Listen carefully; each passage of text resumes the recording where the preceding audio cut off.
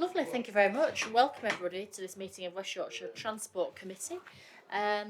So a few items to get to. First of all, apologies for absence. So I've had apologies from Amir Hussain, Councillor Buckley, Councillor Hayden and Councillor de Gorn. Lovely, thank you very much. And declarations of disclosable pecuniary interests. Has anybody got any disclosable interests? No? Lovely, thank you very much. Exempt information, I don't think there is any today, is there? Minutes of the meeting of the Transport Committee held on the 18th of November. Those are included in these papers. Are people happy with those a correct record? Agreed. Lovely, thank you, that is agreed.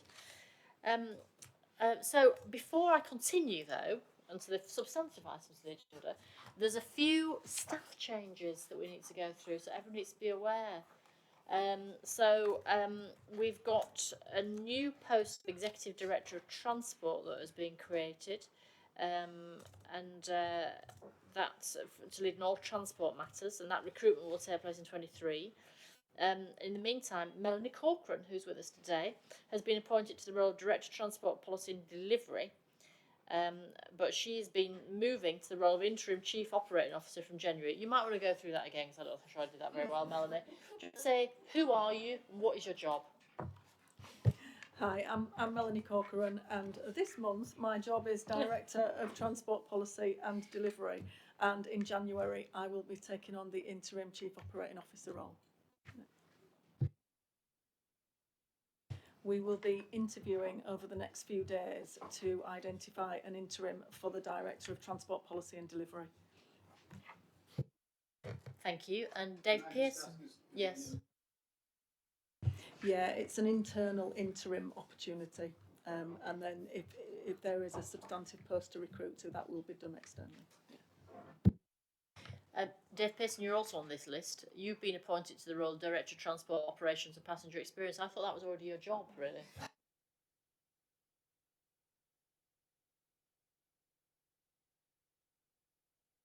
Yes, it's more or less the role that I am now. Congratulations. Kevin Murray, who we've met, who's been to this meeting before, he remains Interim Director of Mass Transit, pending recruitment into this post in early 2023. Something's happened in the world. A new post of Head of Bus Reform, Alex Clark, has also been appointed to lead on bus franchising and reform. So presumably we'll hear from Alex Clark at some point. Is he new to the authority? So Alex is internal. He was formerly in the business and skills team, but he's been on secondment at UK Investment Bank for the last nearly year, and he starts back in that role from the 9th of January. So, in the bus reform? In the bus reform role, yes. Good, thank you very much. And then last but not least, Helen Ellerton is shortly taking maternity leave for the observant ones amongst you. And Rachel Jones, is she going to be covering for you? Yes. Nice to meet you, Rachel. Has led the delivery of many of our transport schemes. I think that probably says. Yeah. Congratulations. Thank you. And thank you very much, Helen, for all you do to us. I'm sure Rachel will enjoy working with us tremendously. Thank you very much. Any questions about those? There's obviously all a little bit of change there in personnel. Did you say in No, I'm afraid I can't. Lovely, thank you very much. So, moving on now then to the substantive items on the agenda. West Yorkshire Transport Strategy Monitoring Report. Who's going to start with this? Thank you. This report is summarising. It's an annual report that we have to do based upon the existing West Yorkshire Transport Strategy. So, if you recall, the West Yorkshire Transport Strategy was adopted in 2017, and it has a baseline data of 2016-2017. Since then, a bit has happened, basically, the data that we're using through that process obviously is upped and down with COVID, etc., etc. And particularly, you'll see in there, and you'll see in this report that our data has been impacted by COVID, obviously, particularly in terms of service delivery, but also in terms of usage and how we're monitoring change through that time, and particularly using it as a baseline for our travel patterns. So the latest kind of wave of our COVID wave recovery and our kind of latest look at the Transport Survey data, which this is drawing on, which is 2021-2022. It's due to timing of the data and when we need to do the annual reporting. Kind of showed an increase in travel patterns, increase in travel, which was good given where we were going over the course of 20 to 21, but not necessarily an increase in public transport, because obviously that was below pre-pandemic, which obviously we've been discussing at this committee for quite a long time now. What this report is therefore also setting out is therefore on the basis of all that and the basis of where we are now, and a lot has happened since 2016, is our need to kind of do a new local transport plan.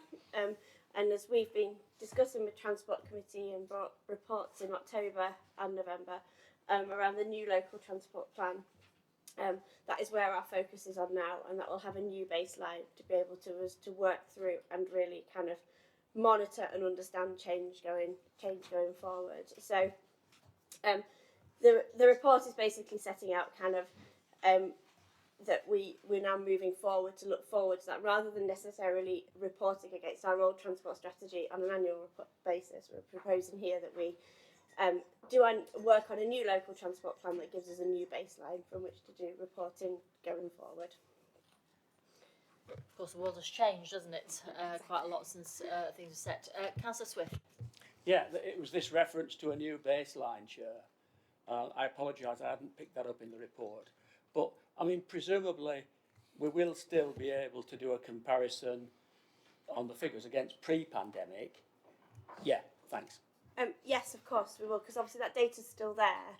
But obviously, when we do a new local transport plan, we will create a new baseline, if you like, for data going forward. But obviously, the old data's still there, so we'll be able to still make that comparison.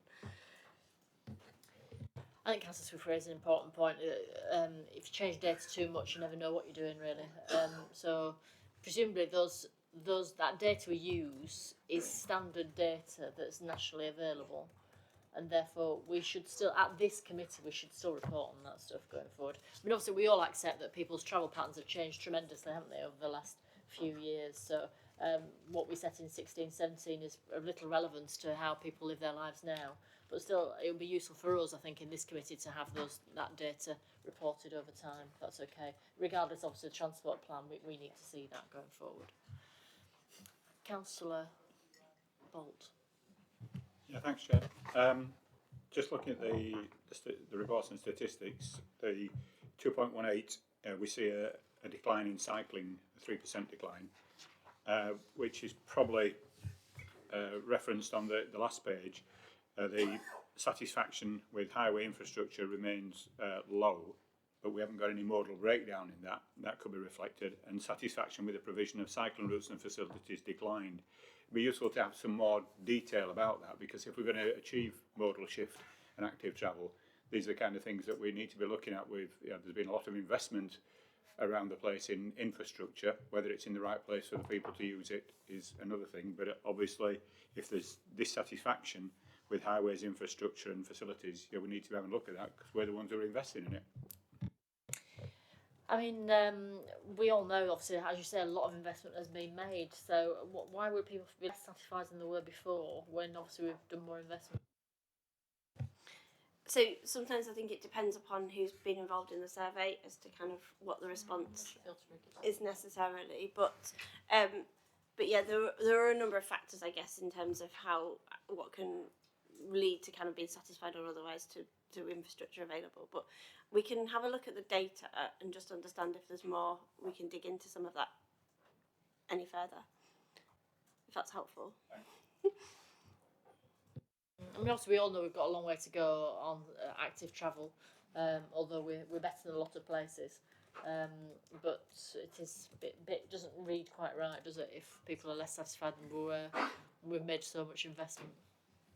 Any more questions and comments on this paper? No, I mean, we, well, in that case, we'll just note the report. I don't think there's any decisions to make on that, is there?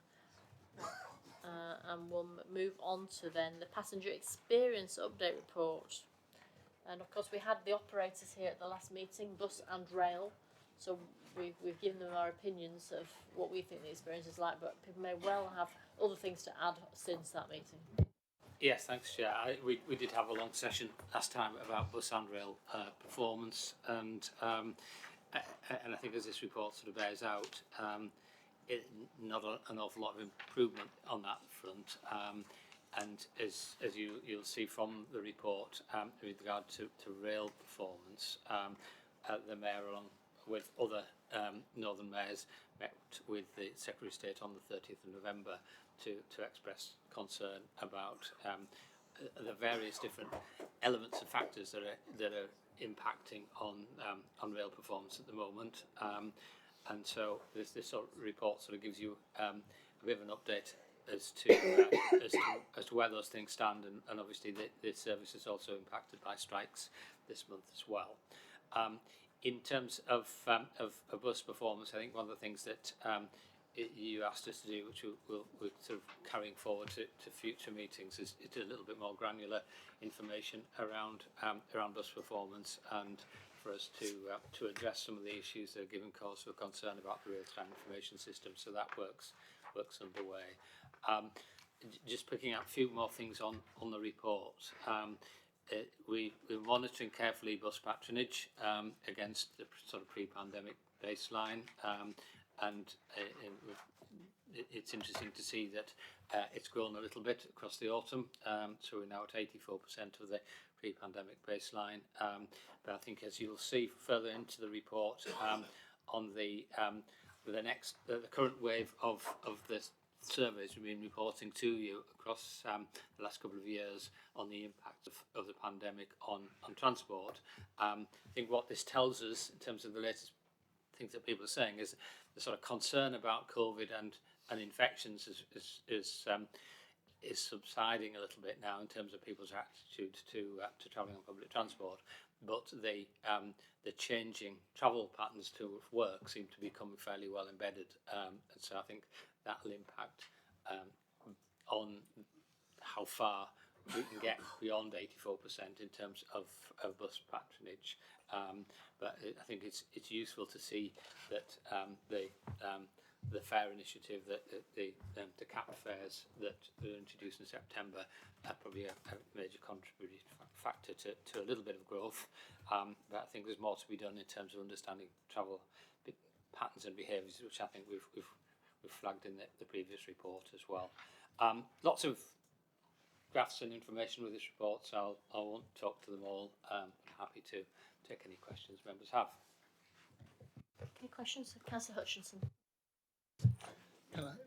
Thanks. Can I just ask about the monitoring of bus punctuality and reliability? Yeah. What measure are you using to measure cancelled services? Is it going to be like trains where anything that's been cancelled up to 10 p.m. the day before doesn't get counted as a cancellation, or is it going to be measured against the timetabled services? It's always measured against the timetable services, and the target, the established target, and has been for quite a few years, is 99.5%, with the other 5% being sort of force majeure type of situations. And bus operators have to submit to both to us and in separate ways to government what they call their lost mileage reports. So that really measures what actually ran against what the published timetable is. Clearly, as bus operators have done and generally do, is they can adjust their timetables and take journeys out, but they're measured against the published timetable, and that's what the established measure is. You then get into a little bit of statistical detail as to whether or not measuring miles against journeys is a material thing.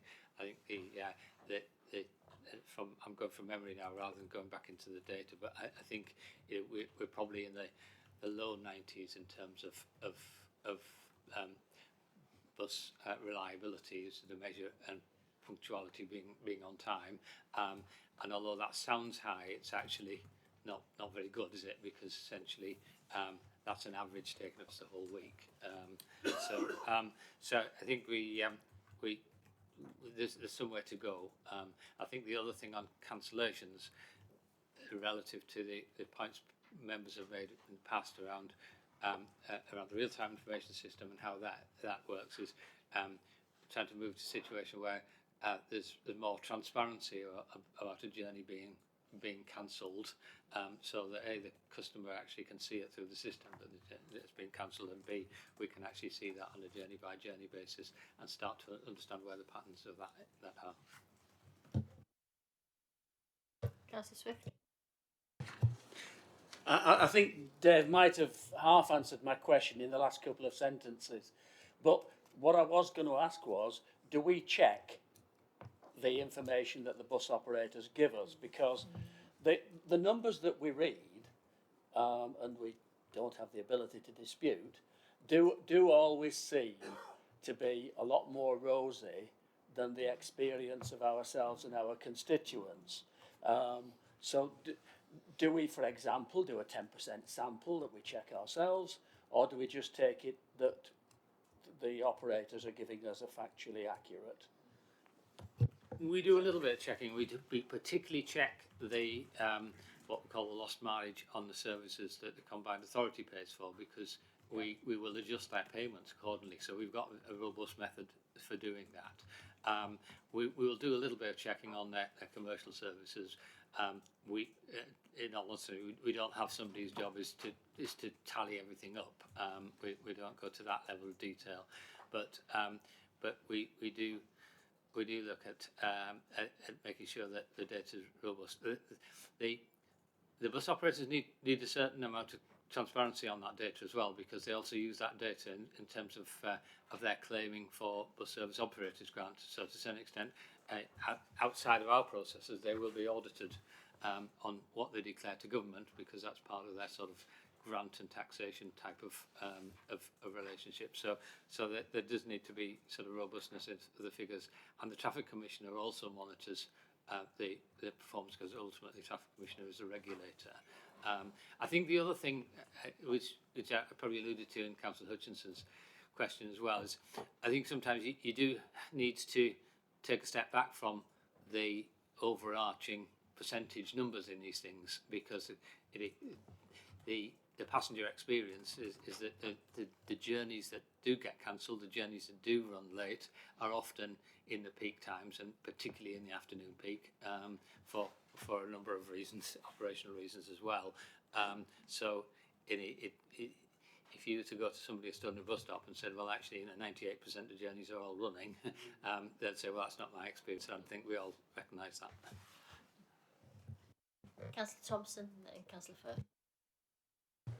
Thank you, Chair. I appreciate the bus companies are reluctant to drill down very far for commercial reasons.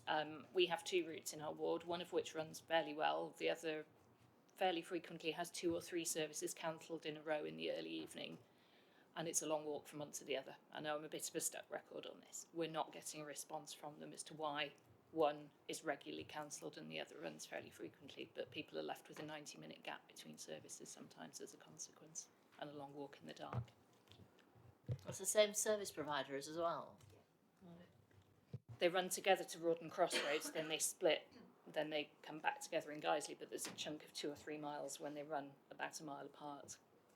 They also have a preference for one or the other when they're short-staffed, don't they? I think they've missed a bit out. It's not too bad.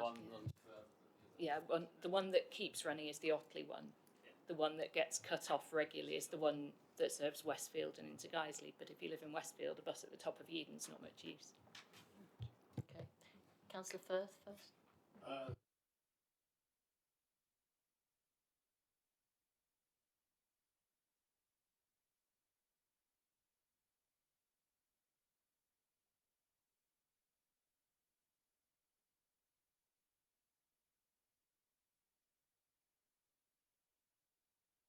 That's a shame. I'm not sure First Bus are on that level, really, to answer your prayers.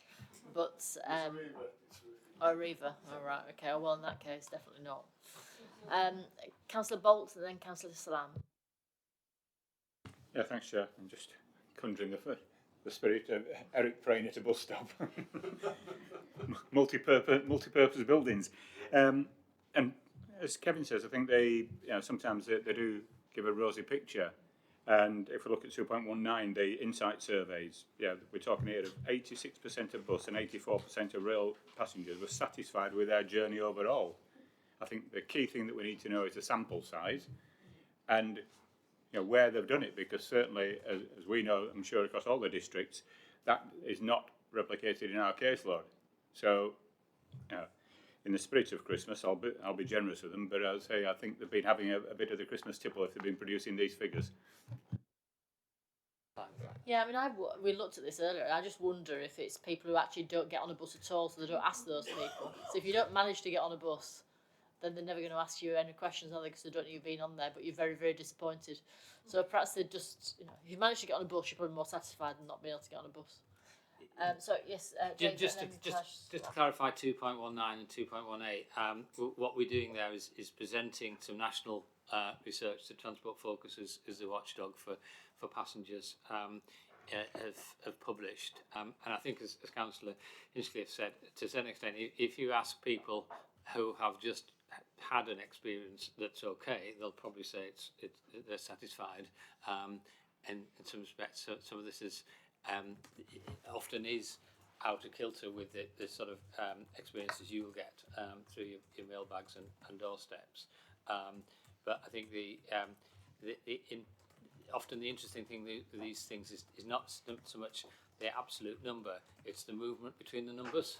And if you've got a situation where things go up and down with regularity, then that's why you need to look rather than necessarily sort of look at the absolute number. Thank you. Councillor Salam? Thank you, Chair. Just 2 points. First of all, I mean, in 2.2 on page 19, it does actually say availability of bus drivers and engineers. Do we actually get any data on what because the operators were very quick in the early days of pandemic to say that we are short of drivers and drivers are leaving in droves. Do we actually get any data on their establishment figures as to how many they're short by now?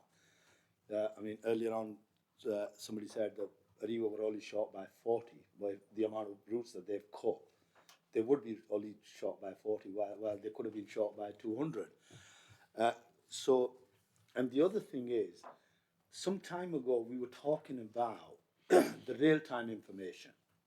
So when a bus hits a bus stop, that would actually relay the information back that bus is running on time, or it's running late, or it's not turning up.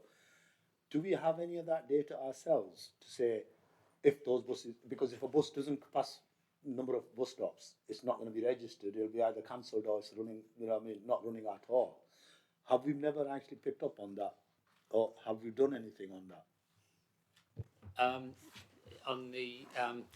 On the driver numbers, we do periodically ask the operators for their latest position on drivers. To be fair, we don't sort of do a numerical tracker on that. We sort of take what they say sort of face value in terms of asking the questions. But we do ask the questions, but obviously, as Councillor Salam says, we have seen reduction in overall mileage operated over the last year or two, and obviously the drivers are required to do that mileage, that registered mileage. It will so that there will be a little bit of a reduction of the requirement against the shortfall.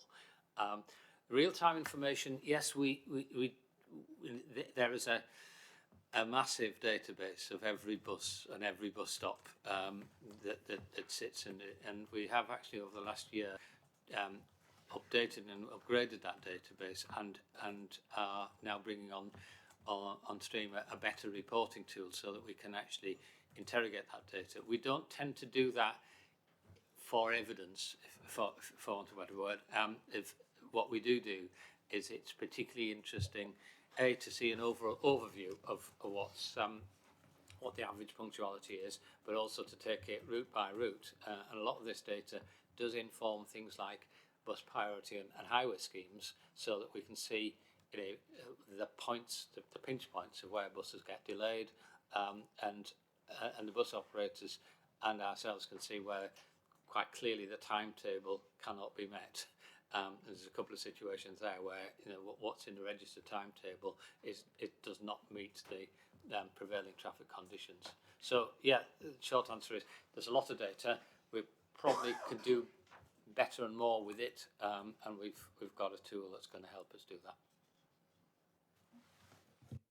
Why I say that, Dave, is that we've spent a lot of money on a state-of-art travel centre in Bradford Interchange, which is, you know, more than welcome because it's in a very ideal location, and it's got all the information that is required. But if you look at the display in the bus stations or even outside on the bus stops, it says bus is due, and then all of a sudden the bus just actually disappears.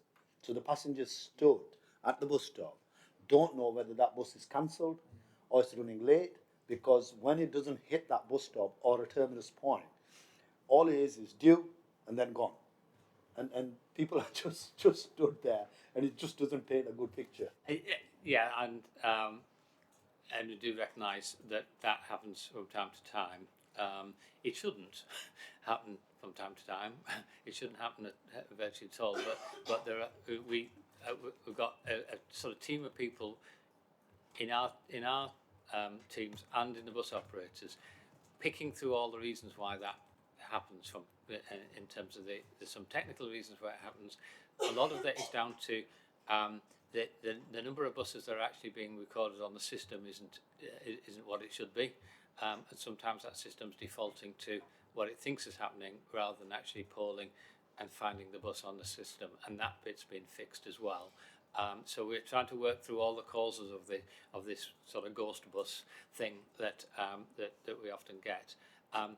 That said, and I probably would say this, wouldn't I? But the system is pretty reliable a lot of the time. So to a certain extent, we've got to be clear that these are bugs that we're trying to work through. Some of them are related to the fact that bus service is not running as it should, and I think even the bus operators at the last meeting accepted that. But some of it is down to the systems being used, and in particular, it's really important for the bus operators to be very proactive in their control rooms and depots to act, if a bus is cancelled, for them to mark it cancelled, and then the system can act accordingly. Some of this is about buses actually setting off from the depot, being pulled halfway through their running board, and the system still thinks they're out there. Councillor Hutchinson. Thank you. Last week at our local transport forum, the first bus representatives made a statement that they had no difficulty recruiting people, drivers.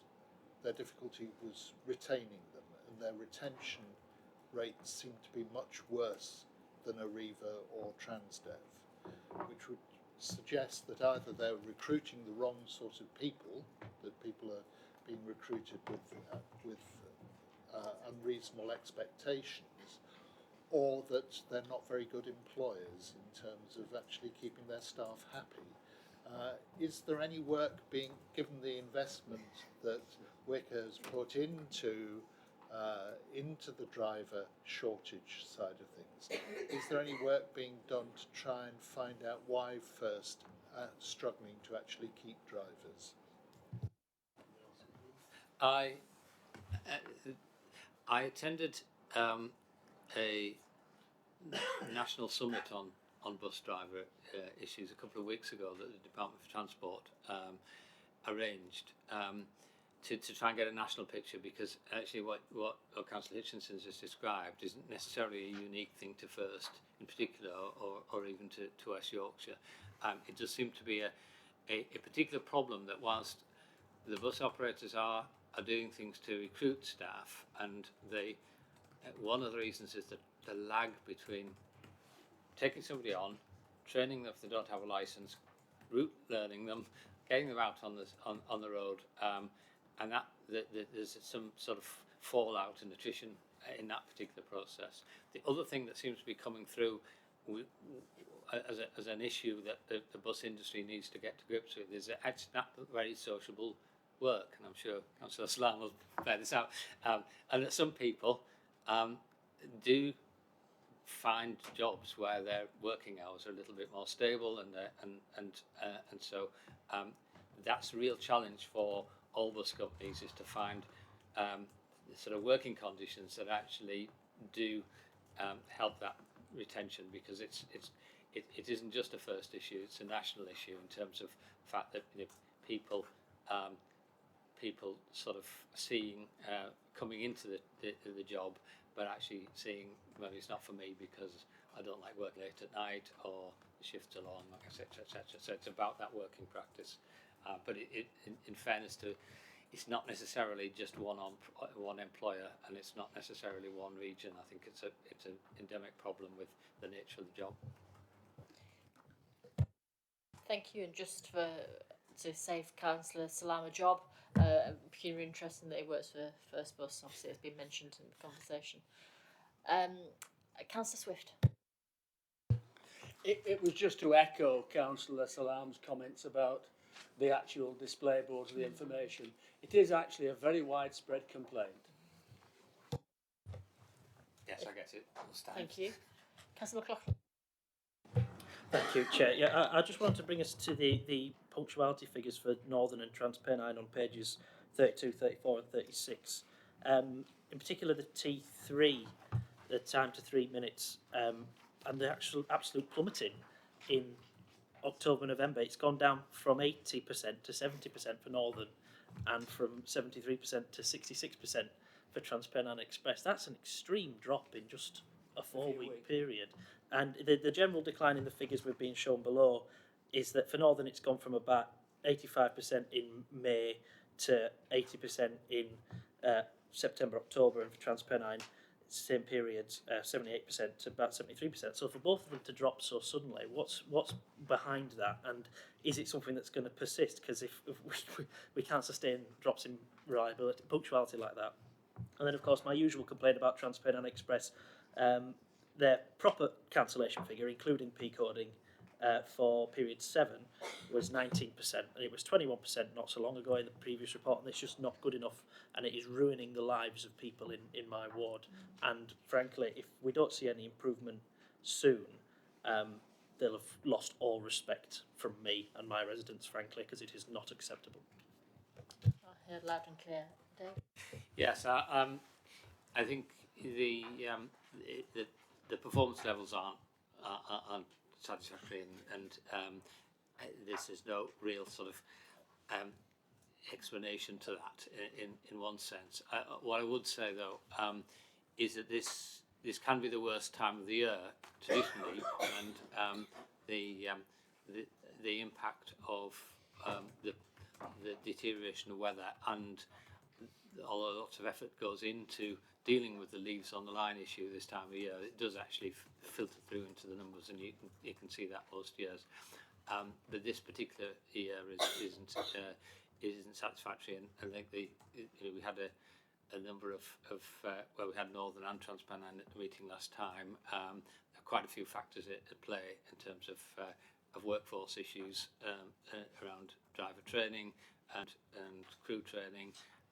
And staff availability generally is part of the picture here, and it does seem that TransPennine do seem to, well, the numbers tell us, are performing poorly, and there are issues around rest day working as well, which is particularly impacting TransPennine and staff availability. So lots and lots of different factors involved. I fully understand Councillor McLaughlin's frustration that has been expressed by the Mayor, by Councillor Hinchcliffe, to the managing directors of the bus, the train companies, and the Mayor's meeting with the Secretary of State was very much to try and bring this issue to a head. Thank you. I've got Councillor Firth, then Councillor Moore.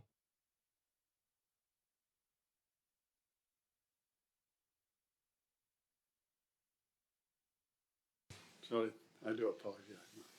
Matthew was well aware that Tracy came to full council at Kirklees only a few days ago and did say that, to repeat what David said, about how disappointed, and I think disappointed in quite the words she used. She weren't really angry, and I think the Kirklees Council got the message that TransPennine aren't delivering, and I echo what she said. She said it to the minister and all the mayors. I believe had a deputation to the Minister of Transport to say how appalling the services were, and it can continue. And who knows? TransPennine's franchise will be up. Is it next year? I think it is, but it's a very complex world now in terms of when franchises are looked at. I think the message has got to the TransPennine and need to pull the socks up, really, because everybody is totally dissatisfied, and the performance figures reflect how badly they're doing. So let's hope we can wish them Merry Christmas and they do pull the socks up. Well, because we had them to the last meeting, didn't we?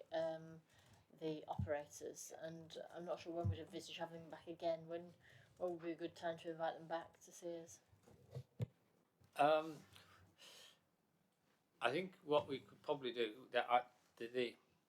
the cycle that we do this report to yourselves is every other meeting. I think at the next meeting there's probably quite a lot to talk around the bus network review, and maybe the meeting after that might be might be the best one. But obviously in the interim, there's quite a lot of activity to put pressure on the situation to improve things in the short term. Is that February then, Dave? Is it? That would be March. March. Yeah. Okay, March. Sure. I've got Councillor Bolt first, and I'll bring Councillor Lewis. Yeah, thanks, Chair. The report talks about bus stations. No, there's nothing about rail stations. So on a piece of good news, I attended an event that Grand Central put at Wakefield Kirkgate, and I'd encourage members to have a look at the investment that's gone in there, both by GC, Groundwork Trust and others. I mean, I'm sure Kevin and others will know that the station now, the underpass is lit. It has music as you walk down it. There's Ashley Jackson paintings on the wall. The island platform, and it's something that should be looked at other stations such as Murfield, is there's like a modular building which seemed to be heated very well by the glass from the sun. The only drawback that they said was there was a slip up somewhere with the drawings, and they couldn't put toilets in because the facilities didn't line up with the holes or something. The staff waiting rooms, but it's come a long way from being the poor relation in Wakefield. It's now a good example of what can be done with investment, and GC are moving some of their staff into Kirkgate from Rouger Street, I think. And again, if we can arrange a trip anytime, there's a train simulator, so you can actually see what it's like driving a train with all the buttons and things. But it was very worthwhile. I think we used to be congratulated on everybody who's put into that investment, because again, it serves across from Murfield, Huddersfield, across to Castleford, but also the London services. Thank you for sharing that good news, Councillor Bolt. Councillor Swift. Yes. The improvement at Wakefield Kirkgate station is what it is because of the almost unbelievably low starting position that station was in. And the continued lack of toilets is a quite significant issue. And Councillor Bolt is absolutely correct that you get a musical accompaniment when you go through that very, very long underpass there. That there is also, shall we say, a slight hint of odour as one traverses that stretch, which is not unconnected with the lack of a toilet. One of the things which is topical about that station is that the outstanding concern at that station is that it is completely unstaffed. An unstaffed station with long underpasses is inherently a very scary place.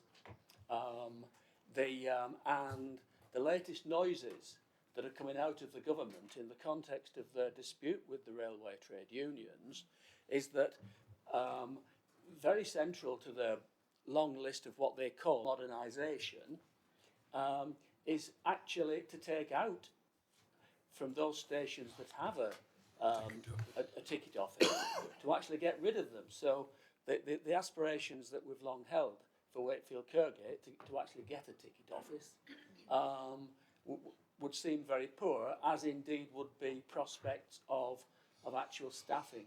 Now, if we're to actually have safe railway stations and railway stations where people feel safe enough to be confident in making a journey, as I say, 9 o'clock this time of year, that kind of thing, then staffed stations, particularly in kind of Wakefield Kirkgate locations, which is a fringe town centre location, which is about as dangerous in a lot of ways as you can get. So, as I say, the investment at Kirkgate, very nice. It's a nice shiny station, and that's good. But certain aspirations for that station in terms of safety, in terms of toilets and so forth, remain, I would say, a quite serious shortfall. So obviously the Mayor is very rightly focused on safety of women and girls, Dave, and the BSIP includes some of that for buses. What about trains though and stations? Well, in terms of safety on the railways, then obviously there's a role for British Transport Police in that.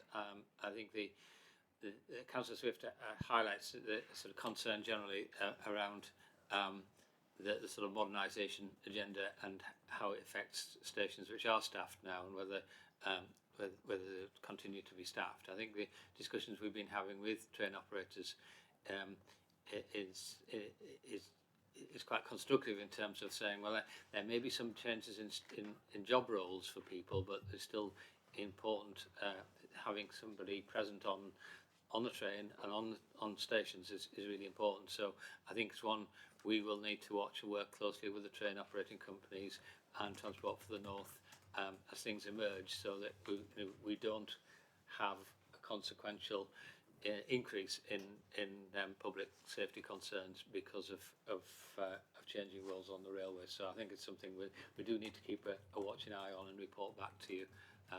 And clearly, a station like Kirkgate that doesn't have anybody being the sort of thing that we need to have a discussion with them about what should happen there, particularly as Councillor Bolt said, if the railway industry's got people there, how do you capture that situation to actually improve this, sort of, at least the perception of safety? Thank you, and I'm going to take Councillor first, my final comments on this item before we move on.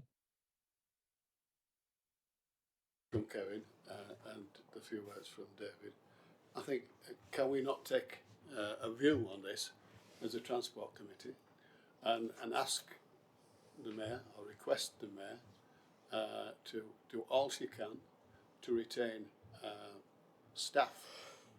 Where the staff now, we're not, should I ask for improvements? I don't know, but where the staff are at present, in the ticket offices in particular, should be retained with the perspective of safety, and particularly with women and girls, because lots of women and girls go on the trains, and a train platform at certain times of night, it can be a very lonely place and a very scary place.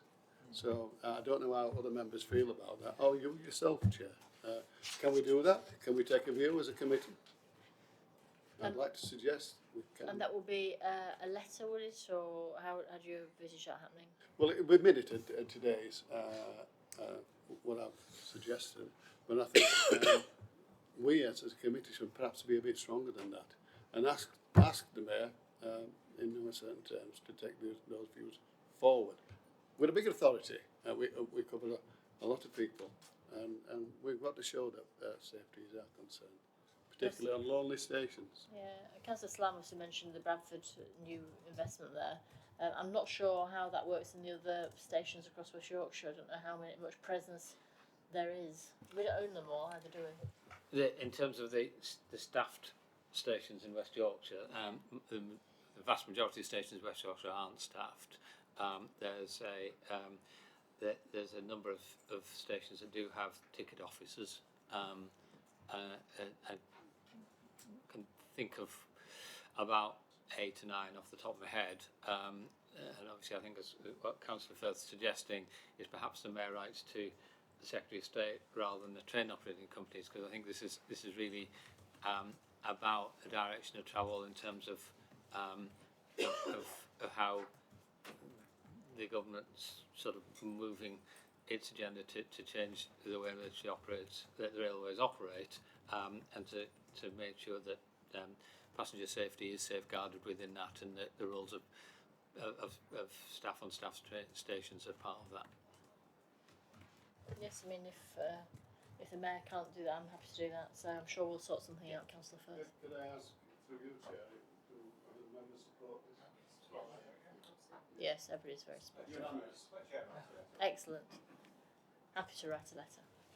Lovely. Right. So, with that, then we have obviously quite a weighty tome there of passenger experience, and we'll see that back with the operators probably in March meeting. And we're going to write a letter about the safety in stations. So we just note that. Lovely. And then move on to budget and business planning. Okay, thanks, Chair. As I'm sure you all are aware in your respective councils, this is the time of year when budgets and business plans for the future year are set, and it probably doesn't need me to tell you that the sort of financial challenges that the Combined Authority and the councils are facing over the coming years, really. What this paper is seeking to do is to put a little bit of a spotlight on the budgets that the committees sort of oversees, in terms of the revenue budgets the committee oversee, and that's largely the concessionary fares budget, the tendered bus services budget, and the budgets necessary to provide bus stations and facilities.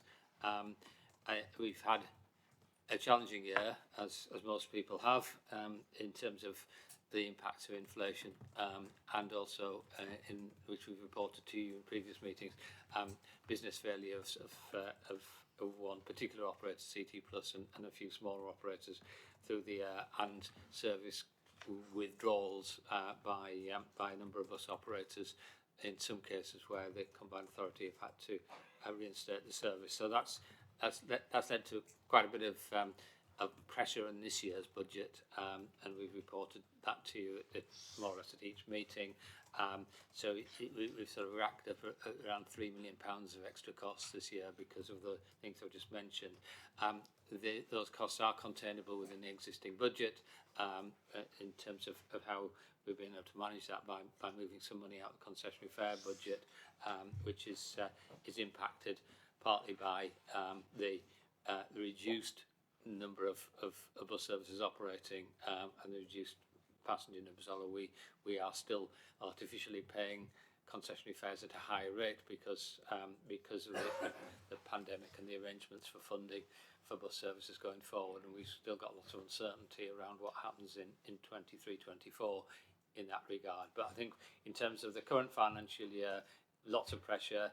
Those pressures actually translate into pressures, budget pressures, and in the coming financial year, the planning that we've been doing and looking at that related to the transport levy, I think the view that's in the report is that we can keep that containable within the transport committee budget area, if you like, and also sort of maintain a small contingency sum to deal with things that might happen, like business failure, like service withdrawals. But any significant service withdrawals that come out of if the government's bus recovery grant ends completely in April, may lead to pressure which is bigger than can be accommodated in that contingency fund. It does mean we need to move the concessionary fare reimbursement process back to using actual passenger numbers, and that's built into the budget as well. So I think that in summary, we've had a challenging year. We're going to have a challenging 3 years in terms of the ability to use the funds that's available at the committee wisely to sort of maintain and protect the bus network. We've also got the bus service improvement plan, and we've kept that separate from our base budgets, so that we can ensure that funding is sort of supplementing what we do, rather than necessarily just being absorbed in the budget. And that element of budget planning will still continue into next year.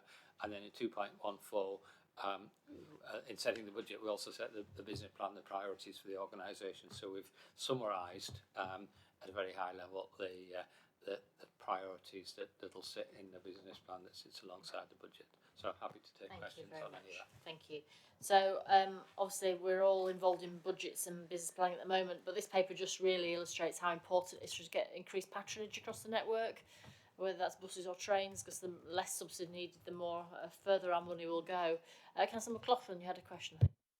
Yes, thank you, Chair, and thank you for the report. It can't be easy keeping track of all these figures and keeping up with all the inflationary pressures, and I can see the hard work that goes into it, and it's appreciated. Just a point of clarification, really, on the £3 million savings that's been found in the concessionary fares budget that's to be moved to the Transport Reserve. Is that the same £3 million saving from the concessionary fares budget that was used to, we were told was used to kickstart the Mayor's fares early, that's been backfilled by BSIP, or is it a new £3 million saving that we've found? So we weren't quite sure before the meeting. Okay, sorry if that's confusing. The 3 million is essentially what in two bites, at 2.1 and 0.9, that we've had to transfer from the concessionary fare budget into the services budget, essentially to deal with the sort of growing overspend that we've got in that space. The concessionary fare budget is underspending by a little bit more than that, and that's what enables us to put some of that into a sort of reserve.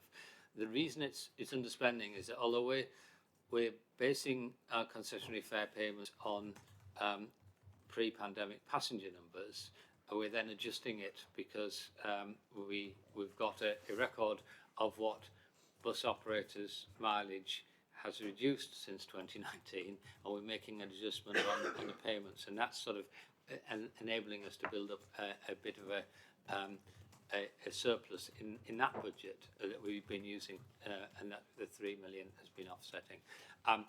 Separate to that, we started the Mayor's Fares, the capped fare scheme, in September, ahead of the confirmation of the approval of the bus service improvement plan, although we had a high level of confidence that was going to come through, and we'd had letters from Department of Transport to that effect.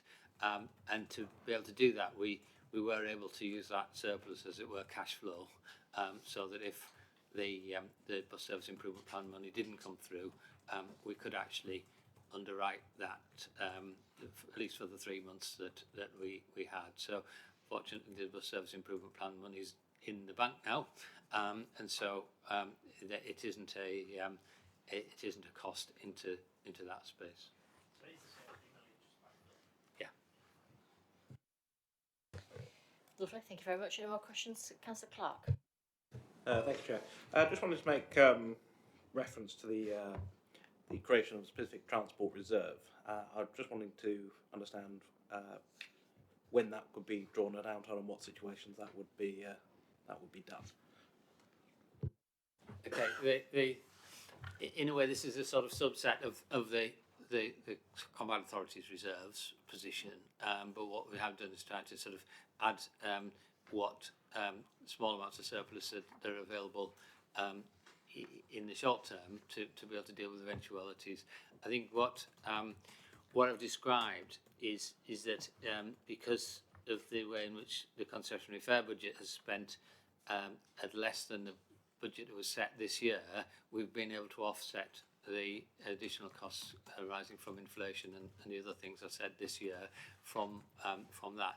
In stabilising the concessionary fare budget, we shouldn't be setting a budget that's much higher than we're actually spending. So we will bring the concessionary fare budget down next year. But the fact that we've actually identified, and that the Finance Resources Committee has sort of endorsed the fact that what surpluses we have made, if we do have eventualities like we had this year with the bus company failure being a significant contractor to the Combined Authority, or we had significant service cuts, or another spike in inflation, that we've got that surplus to draw down on. But so the circumstances in terms of how that would be is that I think and I can get confirmation from this from colleagues, but I think the process would probably be that we would go to the Finance Corporate Resources Committee first to actually identify a drawdown of that surplus, and then obviously come to the Transport Committee to explain what we were doing with it. Thank you. And if I may, Chair, can I ask a more general point about the authority's reserves going forward into the future of that budget planning? What is likely to be used of those reserves, if any, or are we going to be setting a more balanced budget going into the future? I'm not the authority's finance officer, so but I think the reserves policy, similar to councils in terms of it's carry the sort of recommended level of reserves that are suggested for local authorities to deal with the sort of eventualities that I've just described, which could also occur in other parts of the organisation. But I think it's probably a question that maybe needs to come through the Finance Resources, the Corporate Committee, in terms of the resources policy, which I think it does look at on a regular basis, and one or two members on this committee, I think, are part of that as well. Sufficient but not too much, I'm afraid, is the answer to that. We all need more reserves and more cash, I'm afraid, all local authorities at the moment. That's combined or otherwise. Any questions then before we move on to the next paper? No? Lovely, thank you very much. Well, in that case then, on to the inflation. Again, money again, I'm afraid. But of course, we're all aware of the pressures on inflation, which are running gone down slightly at 10.4% today. However, that is far outweighed when it comes to capital, because obviously wood and steel have gone up 20-30%. So it's huge increases in inflation on some of our capital projects. And therefore, Melanie has had to be talking to all our respective authorities to try and reprofile spend. But it is a pause, not a stop, isn't it, in many instances, Melanie? Thank you, Chair. Yes, it is. So we've been working collaboratively with partner council officers, and I know they have been keeping portfolio holders up to speed and leaders. So there have been some discussions over the last few months to look at this inflation review. We were asked by the Finance and Resources and Corporate Committee to undertake this. We made recommendations to the Combined Authority last week that were approved. So we have reviewed every project within the Transport Fund and the TCF, so the Transforming Cities Fund. And we've identified projects that could be placed on a pipeline. So we've had 3 criteria that we were looking at. We were looking at financial viability, we were looking at deliverability within the programme timescales, and we were looking at strategic fit. And we identified every project and assessed against the criteria, and identified savings of approximately 266 million that we could take out of the existing programmes to make them more sustainable. So at the moment on the Transport Fund, up until last week when the recommendations were approved, we had a significant amount of over-programming that could have gone over 200 million on over-programming. And when you've got the pressure of inflation, we can't accommodate all the schemes and the over-programming that presented. On the TCF programme, we haven't got over-programming, but we had a risk pot that was diminishing very quickly. So in order to make the programme sustainable, we've identified schemes where we can take them to the next decision point, so we can continue to do the development work, and then we'll put them on the pipeline so that when there is future funding available, we will have some schemes ready to go that have been part developed that we can then fund with other funding that becomes available. So members are being asked to note the revisions that have been made to the funding allocations and the milestones for our schemes within the Transport Fund and the TCF programme, to make it more sustainable for us, but also to provide some headroom for those schemes where they need more money now to be able to continue and to move ahead, and they're ready to go ahead now.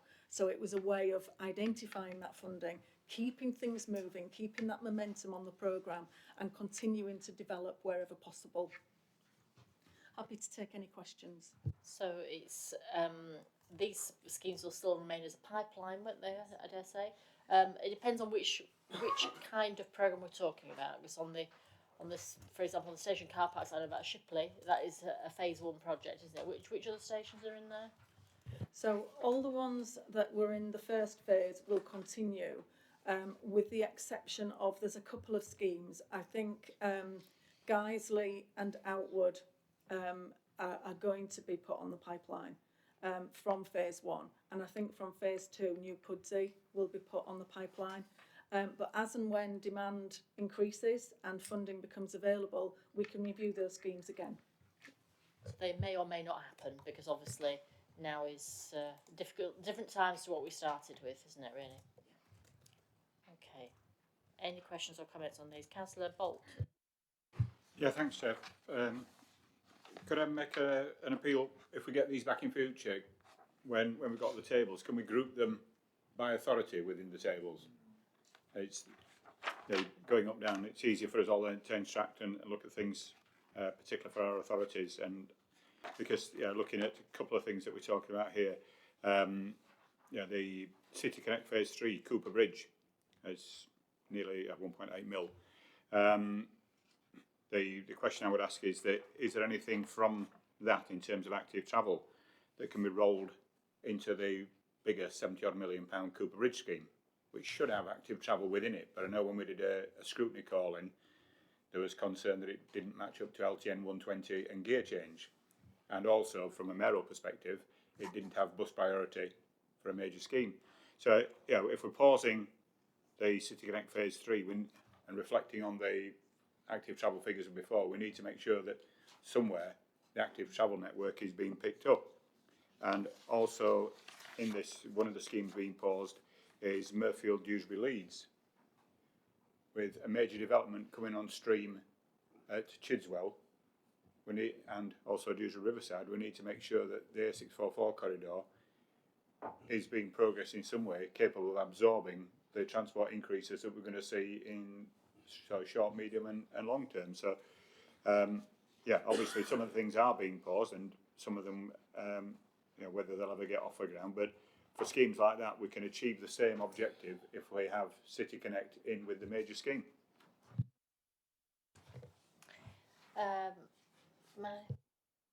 Yeah, Chair, thank you. Quite often it depends on where the funding is coming from and what it's aimed at, and often DfT will have various pots of funding, and they tend to have active travel funding separate. And I do think that if we have schemes on the pipeline that are ready to go, we've probably got more chance of being able to bring forward those active travel schemes. So there is an opportunity to resurrect them. The government are looking at the next round of active travel funding. So I do think there will be future opportunities. And I think as well for funding like CRSTS, our Sustainable Transport Settlement is a 5-year settlement, which is a big step forward in terms of having that longevity. And the next round of CRSTS, we will already have some schemes ready in the pipeline that are part developed, which gives us a real advantage when we're looking at the next funding round. So there will be an opportunity to bring things forward. Thank you. Councillor Thompson. Thank you. With respect to Guiseley, it's actually a great relief to the community that it has been paused, because at consultation it was deeply, deeply unpopular. The thought of a 4-storey car park being put on a relatively minor road and actually bringing traffic in to put people on trains that were pre-pandemic already pretty full with no capacity increase for about the best part of a decade. So I think for our community, actually reassurance that this is properly parked, and that will be fully consulted on if there were to be any move forward or any further funding spent on it would be really valued. Thank you. So could you please give that assurance, Councillor?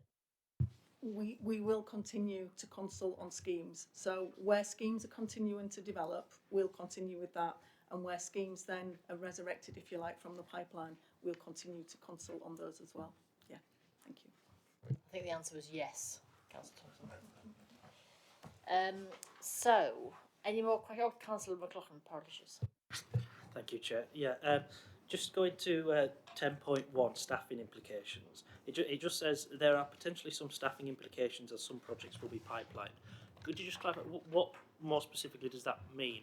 And are we envisaging losing staff? Are people going to lose their jobs as a result of some of this downsizing? Yeah, thank you. If I can come back on that. At the moment, we are struggling for resource across the combined authority and across our district partners. If we are prioritising a smaller number of schemes, then I would expect us to be able to prioritise those schemes with the resources. So people might be working on different projects to what they're working on now. But if we are resurrecting schemes that are on the pipeline, they're still going to come back into play, and we'll still need that expertise and the staff to work on those schemes. So I think in a medium term, we could well be working on different things, but we're not looking at headcount reductions or anything like that. In our world, staffing implications means job losses, but obviously implications here just means changing job in terms of focus, I dare say. So there'd be no redundancies. And if there are, we'll have them in Bradford or, I dare say, in other authorities, because we're all short of these super duper transport planners. Any more questions or comments on this paper? No? Well, I think, was that for noting or for... Yes, so we're noting the following changes. That's super. So in that case then, we'll move on to the next paper, which is the project approvals. I think there's only one today, is there? Yeah, thank you, Chair. So there's one project today which is under Investment Priority 5, Future Transport, and I'm going to invite the Programme Manager, Simon, to come up to give us a brief introduction to this item. It's funded through the Transforming Cities Fund, and it's the West Bradford Cycle Superhighway Extension. And as we discussed previously in the inflation report, this is one of the schemes where there was insufficient funding to fund all of the corridor. So at this stage, the proposal here is that we look at phase 1 and we deliver phase 1 now, and then we look at how we can deliver phase 2 later on. So Simon, do you want to give us a brief intro? Yes, thank you. So hi Chair. So quick summary on the West Bradford Cycle Superhighway Extension Phase 1 is a scheme within the Combined Authority Transforming Cities programme, and will deliver a high quality cycle infrastructure along a 2.5 kilometre route from the city centre to just west of the Outer Ring Road, utilising Sunbridge Road and Thornton Road. All of Phase 1 will be off the highway with a combination of single-way segregated cycle paths along Sunbridge Road and two-way segregated cycle path along Thornton Road. The scheme also includes walking improvements, including 9 new crossings, and the scheme will also provide connections into existing wider cycle networks, including routes to Shipley, Leeds and South Bradford. Primary objective of the scheme is to encourage cycling, obviously, and to reduce private car use, thus a reduction in congestion levels and supporting better air quality in and around one of the major routes into Bradford, which currently has 23,000 vehicles travelling along it every day. The scheme's target audience is under 20s, which makes up 30% of the residents who live within 1 kilometre of the route. Phase 1 of the scheme has a BCR of 1.17 to 1, with a total scheme cost of 9.191 million. The second phase of the route from Cemetery Road up to Thornton Village will be delivered at a later date, subject to further funding being identified. In terms of the appraisal picked up the primary risks for the scheme resolved around traffic regulation orders and uncertainties around statutory utility diversion works cost. A carbon impact assessment is being completed using the new Combined Authorities tool, which indicates operational carbon benefits can be realised, but some capital carbon emissions will dilute them. A quality equality impact assessment has been completed, which indicates only minimal changes to the detailed design will be required as we move to the FBC stage. So in terms of today, in terms of approvals, Transport Committee today we're seeking approval to proceed through decision point three outline business case, which cover both phases of the scheme, to decision point 4 full business case, where phase 1 will be progressed only. Funding approval is sought for a further 2.618 million to cover business case development up to FBC and initial enabling work, which will cover statutory utility diversion works. Lovely, thank you very much. Any questions or comments? Councillor Hutchinson, Councillor. Thank you. Yeah, the carbon budget side of things, I mean, it does sound really unbalanced, and I just wondered what the main factors are that lead to such a high capital carbon emissions in the scheme for changes that are going to take centuries to actually bring back into balance. I guess one of the big challenges in terms of any infrastructure scheme is the infrastructure that's required to actually build the actual route, and that's what the capital carbon is pulling out as part of those assessments. If I may, Chair. Unless we do nothing at all, Councillor Hutchinson, we have to do something. Yeah, but if I may, I mean, it's going to produce a large carbon debt. No, but we have to build things, otherwise we're never going to get people out of their cars into other forms of travel. So but carry on, Councillor Hutchinson, and then I'll come to Councillor Ball. I just wondered whether there was anything in the construction. We know that for building houses, there are construction methods that are much lower carbon, and I wondered whether it was the construction methods that needed to be looked at to try and reduce the capital carbon outlay. I guess that was something that got picked up in the assessment, and that's something that is going to be looked at in terms of as the scheme progresses through to FBCs, in terms of what can be done to reduce that carbon impact in terms of the capital carbon that's involved. Yeah, that's one thing that will be progressed and looked at as part of the FBC. Thank you, Councillor Bolt. Yeah, thanks, Chair, and thanks, Simon, for that. Looking at the outputs and benefits, it's fairly long term, I suppose, 2036 to increase participation in cycling by 10%. What's the baseline along that corridor at the moment? And so we can see what the increase is likely to be. And then, yeah, just looking at the statistics, the one underneath then says, yeah, encourage cycling and walking, a reduction of car trips by 10%, which presumably the 10% increase in cycling suggests that each of those car journeys is a single occupant user, because if you've got multi-occupancy in a car, the number of cyclists will go up. So it's looking at the data to see, and something that I ask when we're producing active travel schemes, and you'll know this directly, is there any agreement about the maintenance of the scheme once it's built? When the Leeds Bradford superhighway was opened, myself and a few colleagues went for a ride with project engineers who were telling people from around the country how wonderful it was. And I said, yeah, what's the maintenance regime? And it hadn't been sorted out when it was open, so that any broken glass or ice on the scheme, and when you're in a segregated route, unless you're good at bunny hopping, you're not going to get around it. So we need to have those in place from day one, that as soon as it's open, it's treated like any other element of the highway, and the maintenance regime is understood from day one. I've had this conversation recently. Councillor Carlow, what did we say about this before? Sorry, I was thinking about my point on the next point, but certainly in Leeds, I know that now that cycle superhighway was one of the first segregated piece of cycle infrastructure we had. I think what was going on there was actually working out how you maintain segregated cycle infrastructure as a whole. Now we add a new kilometre of network and it just gets added into that maintenance, and we've got a specific vehicle that was purchased through some capital funding that is a narrow street cleaner that goes around and potters around. The one thing we've always been clear on though, what's quite difficult, and it's the same for some journeys, while you're cycling along, if you see that glass on, you're unlikely to stop and then report it to the council. You carry on all your way down to work or wherever you happen to be going, and you probably will then forget to report it.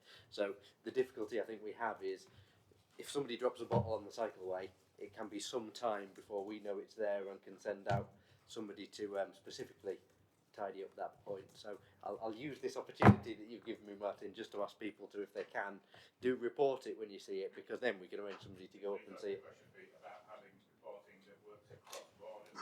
We need it. There are third party local authorities don't recognise it. I say it's a conversation we've had recently, so I'm just sort of trying to reflect. But I think it's still new, isn't it? Really, so we're making progress. But you're right. How do we do it cross boundary when it's one network? Very important. How would you? Where is the boundary? Sometimes you can't always tell, can you? Did you want to come in anyway? Actually, did you have more questions there? Yeah, just it was about the increase in participation, the figures. Yeah, what's the baseline? So let's go back to the officer then for that answer. I've not got the baseline on me at the moment, but I can come back and provide those figures. I think it's probably useful also to add onto this as part of the TCF programme. We've got a network navigation scheme, and as part of that package, we've got an active travel package, which will be utilised to support schemes that have been delivered on the ground to encourage the uptake of walking and cycling and supporting local businesses, local educational establishments, etc., training, etc. Because obviously one of the key things is, one thing is about building it, the second bit is about getting people to actually use it and utilise it to get those numbers onto the infrastructure that we've built. Lovely, thank you very much. Councillor Carroll. Thanks, Chair. It was a general question, or it was a check of my memory on the carbon impact assessment, because it notes then another assessment would be done on our actual low carbon pathway that is our aspiration of where we get to cycling numbers.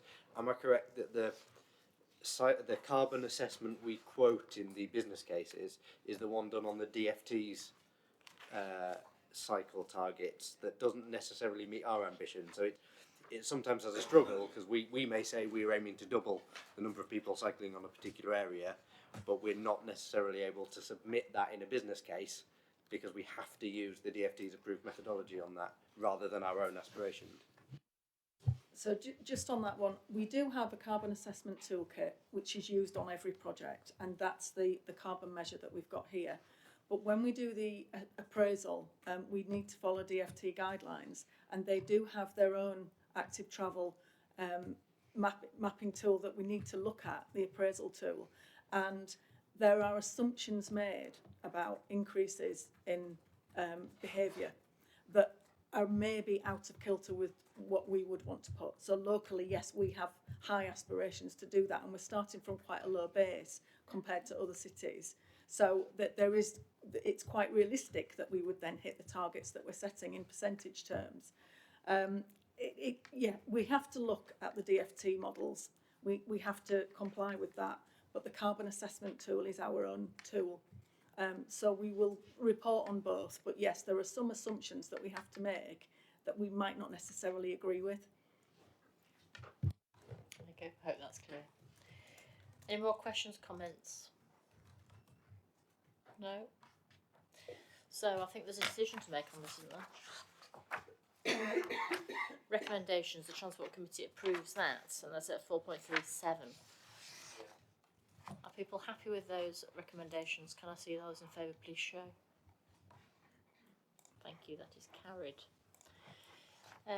So, I think, is that it? It is, yes. I just wanted just to add the sort of district meetings. Councillor Hutchinson, you had yours last week in Calderdale. I think we're keen to arrange them in the other districts early next year. So I think we'll be reaching out to the district engagement leads to make those arrangements. So just make a note of that. So Super. And I've been very remiss because I've not brought mince pies. So, but it is Christmas soon. So do have a happy Christmas and a happy New Year. Thank you very much.